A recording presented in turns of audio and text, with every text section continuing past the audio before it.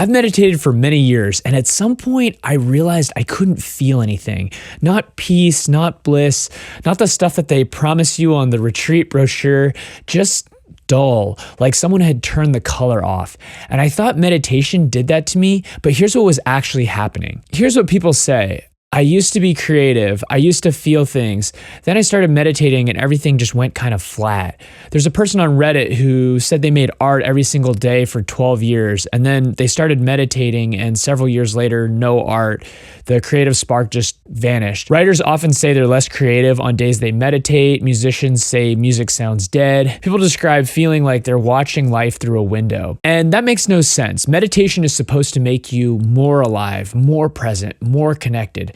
So what went wrong? Here's what I think is actually going on, and this might be controversial or hard to hear. Meditation didn't steal your joy. It showed you the joy was never there. Let's be honest. Most of us start meditating because something hurts. It could be anxiety, a busy mind, feelings we don't want to feel, and meditation becomes the new way that we manage that, the new coping mechanism. And I know that doesn't make a ton of sense either. Meditation is incredibly beneficial physiologically, mentally. It's like getting addicted to exercise, right? How bad could it be? And yet it can be a vice as well. Because here's the thing about avoiding feelings. You can't selectively numb them. When you shut off the sadness, the grief, the anger, you also shut off the joy. All the color goes. And you were probably doing that long before you ever sat on a cushion. Meditation just made it impossible to ignore. But there's something else going on too, and this is subtle. Your mind is this clever shapeshifter. Before meditation, it avoided your feelings through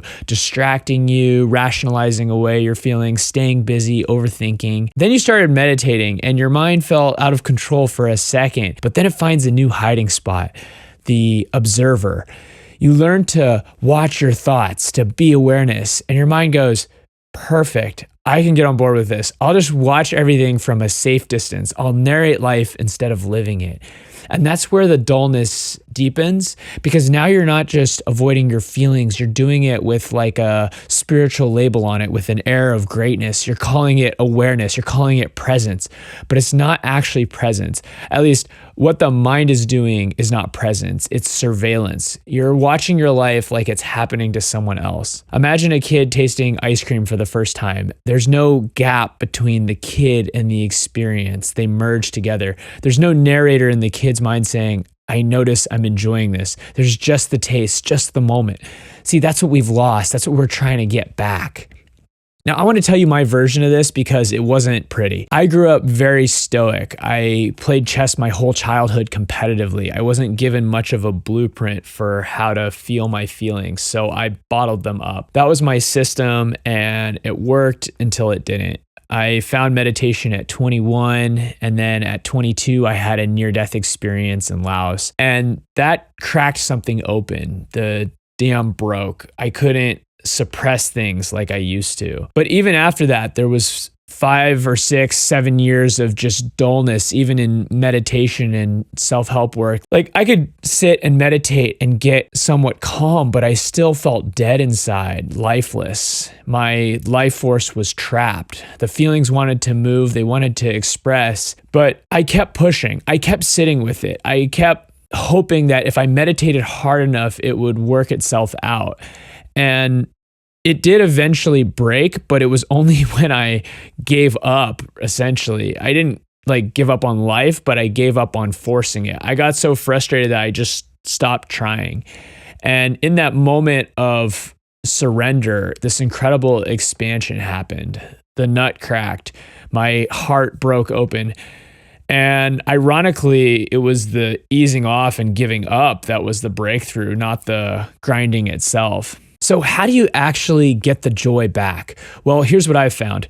First, we've got to be brutally honest about what we feel. Not what we think we should feel, not what society thinks we should feel or the spiritual version, but like what's actually there. We've got to ask ourselves, what do I actually want? And most people have a tough time doing this for more than like 10 seconds without the mind jumping in, but keep staying with it. And you'll know when you hit something real because you'll feel an emotional release. Oftentimes you'll cry, sometimes just it'll just be an energy rush that moves through you, but it's a rush to tell the truth because there's charge behind it. That's the truth arriving. That's your system aligning. That's the stuck thing finally moving. Secondly, we want to stop observing as much as possible and start participating. Now, this doesn't mean like a physical action kind of thing, but there's an immediacy of life that's happening all the time before we dictate it, before we narrate it. So if you try this right now or anytime, just for 10 seconds, like stop labeling things. Stop labeling your experience. Don't name the objects around you. Don't narrate what's happening. And that can be incredibly freeing, but most people also find this terrifying. And that's the point. So third, and what finally breaks through the mind's BS, is letting yourself want things.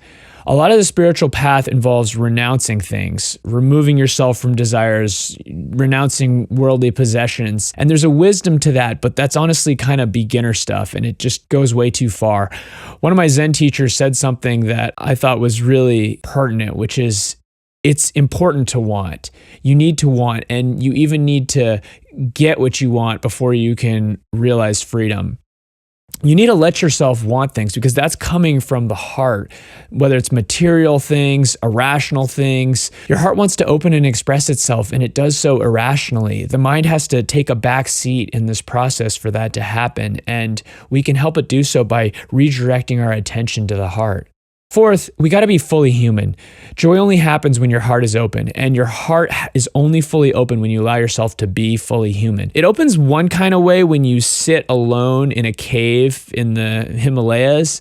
That's a kind of opening, but it opens in a completely different and much more profound way when you're in the day-to-day of modern society, around people, in the mess of relationships and work and society and mistakes and complexion and people that annoy you.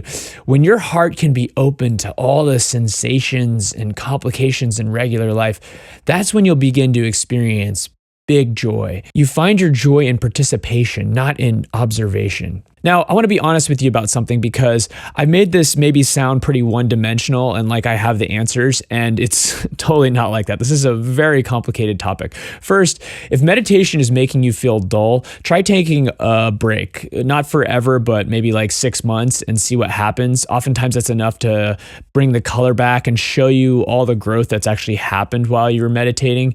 You don't have to take a break forever, but you can play with it. Secondly, there's a natural thing that happens on this path where a lot of your old interests often do just kind of fall away, and the things that used to drive you don't drive you at all anymore, and it can feel like a loss or a loss of energy. But what's actually happening is that your old motivation system, which was more likely driven by illusions, by pain, by what society had told you to do, is being replaced by something deeper, more like inspiration rather than motivation, and more connected to who you deeply are.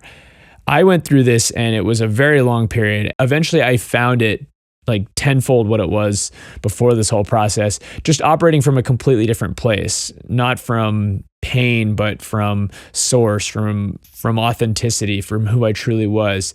And it was much more effortless, and it synced with me on all levels.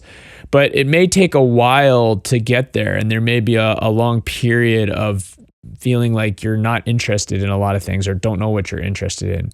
And third, I could be totally wrong about all this. Everyone is totally different. Everyone's path is very unique. I mean, some people, when they meditate, they feel incredible artistic inspiration and creative right away, the opposite. So everyone's different, but this is a very mysterious part of the path, and nobody has the answers for everyone. My experience was that the dullness had to do with stuck emotion, and that needed to be freed. In hindsight, I was just experiencing the dullness that I had my whole life, but meditation was making it a lot louder. But that's my story. Yours may be totally different. So here's what I want you to hear. If meditation has made everything feel flat, that's not a sign you're broken at all. It might just be a sign that you're close. You're aware of the dullness. The awareness is the beginning of the way out. Most people live their entire lives numb and never notice. but you've noticed. The joy isn't gone, it's just buried underneath everything that you haven't let yourself feel. And the path forward isn't more observation, it's more honesty, more participation, more humanity. Meditation didn't steal your joy, it brought you to the door, and now you have to walk through it. And if you want some tips on how to go deeper in meditation, check out this video, or this is what YouTube recommends. And thanks for being here.